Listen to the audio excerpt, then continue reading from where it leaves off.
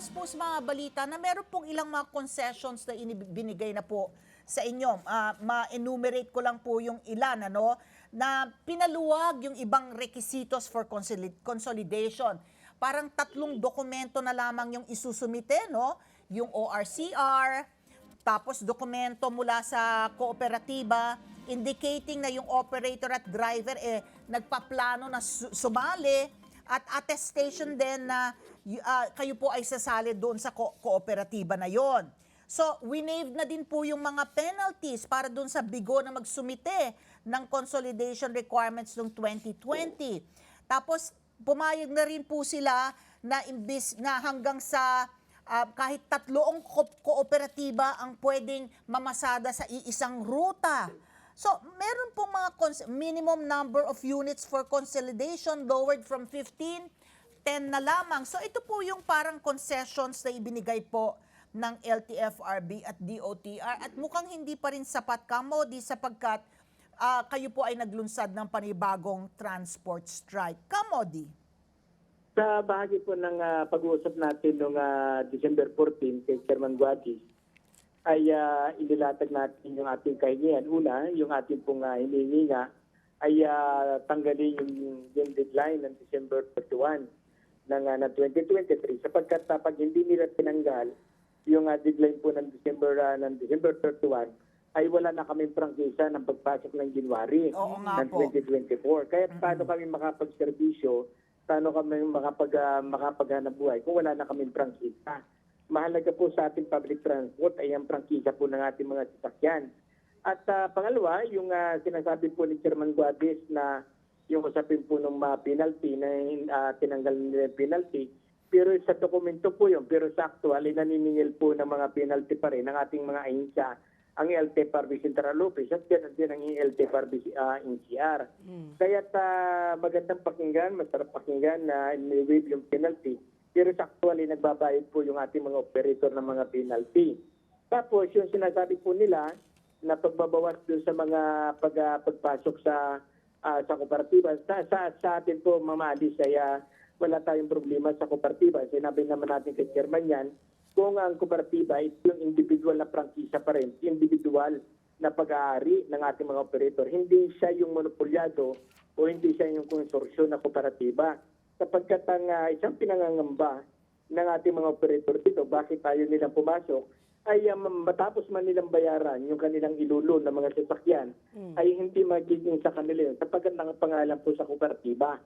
Yung po yung ilang tinalaki natin, ang tayo po ay kinausap ni Chairman Guadis, at siyempre, yung po yung pagano nga natin ay attraction deadline, sabi naman niya, ay wala na sa kanyang authority yung pagtanggal ng deadline kundi na kay BBM na. Kaya nung Friday po bago matapos yung ating pagkilos ay nagkaroon nga po tayo ng Karabat March Rally patungo po sa Mindula para i-address kaya BBM na tanggalin yung deadline para muli tayo makapagserbisyo sa ating mga mamamayan. Oo. Okay. So, Kamodi, ito nga, no, sinabi nga sa inyo po ni Chairman Guadis na wala na sa kamay niya yung deadline dahil nagbitaw na ng salita po ang ating Pangulo.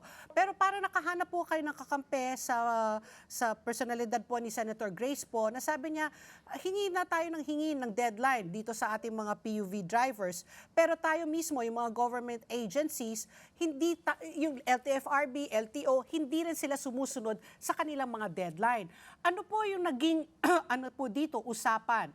Pwede kayo ba lumapit na kay Senator Grace po para po mas matutukan po itong mga government agencies para po hindi lang kayo po ang tinututukan na bigyan po ng deadline? Malinaw po mga Alice yung ano ng ating ilang mga senador sa pangunguna po ng ni Senadora Grace po nga sila sa Committee on Transport na sinasabi nila kahit noong 2017 pa, 2018, 2019, 2020 hanggang sa ngayon, ang sinasabi nga po ng ating mga senador na huwag ituloy yung usapin nga ng modernization sapagkat wala talagang masusing pag-aaral yung ayon siya ng LTFRB at saka ng DOTR. Kahit malinaw po yung posisyon ng mga senador, hindi lang ang mga senador, kundi mismo yung ating mga ilang mga congressman na mga mambabatas para pumaposisyon din sila na wag ituloy yung usapin nga ng modernization. Ang nakapagtaka lang nagsasalita na nga yung dalawang malalaking istruktura ng ating pamahalaan, bakit tayo pakinggan ng LTFRB at DOTR? Bakit tinutuloy pa rin nila yung kanilang plano, yung sinasabi nilang programa na wala namang talagang malinaw na pag-aaral sa ilalim nga ng balangkas ng modernization. Tayo, sa bahagi po natin, ang nagiging tanong na nga ng ano yung nasa likod?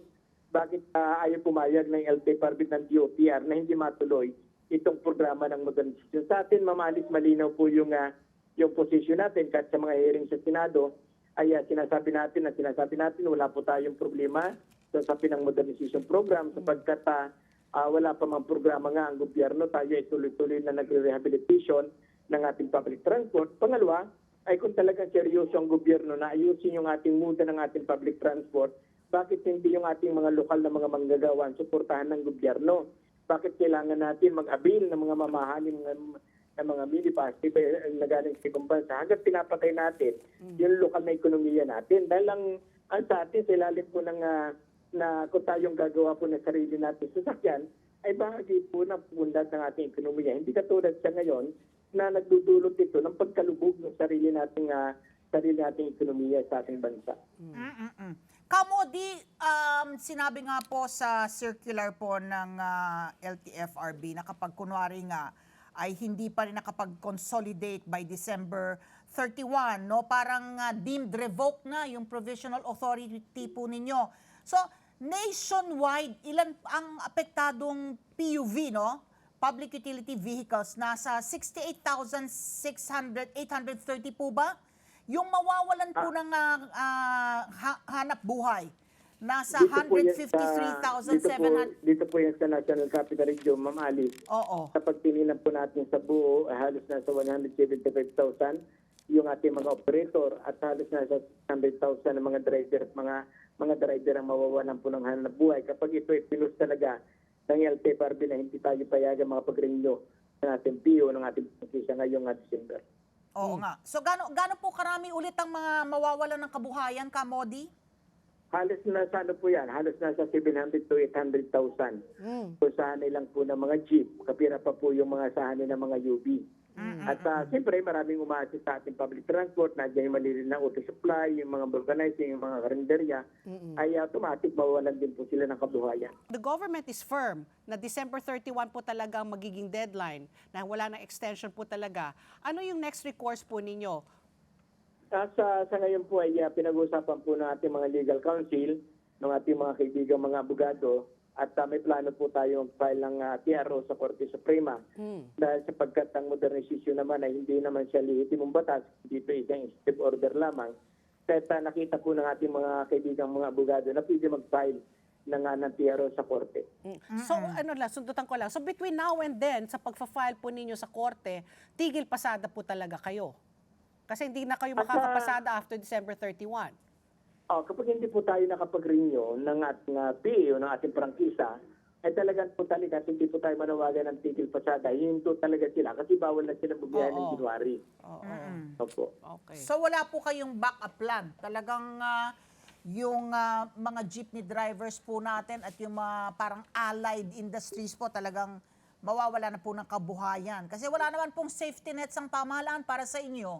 Meron nga, sabi nga ni Attorney Ariel Inton ng Lawyers for Commuter Safety and Protection, ibenta nyo na lang yung jeep nyo, benta nyo na lang yung prangkisa nyo dun sa yung mga susunod sa PUV Modernization Program, yung mga ayaw pong sumunod sa PUVMP.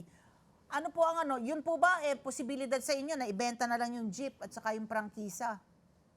Ang sa atin po ay ayaw natin pumasok sa ganung andana kahit naghanap nga po tayo ng solusyon. Ang inaano lang naman natin sa gobyerno ay bigyan ng luwag. Yung sinasabi nga natin, anong sa nga ng prangkisa kung wala na tayong jeep. Kaya sa mahalaga na dapat pag-aralan din ng gobyerno paano re-resolbahin itong problema. Hindi naman pwede yun na minamandatori ka na mawawalan ka naman ng kabuhayan. Yun lang naman po yung usapin doon na sa atin ay gusto natin mag-maintain ng hanap buhay, mag-maintain sa mas maayos na serbisyo para sa ating mga mamamayan.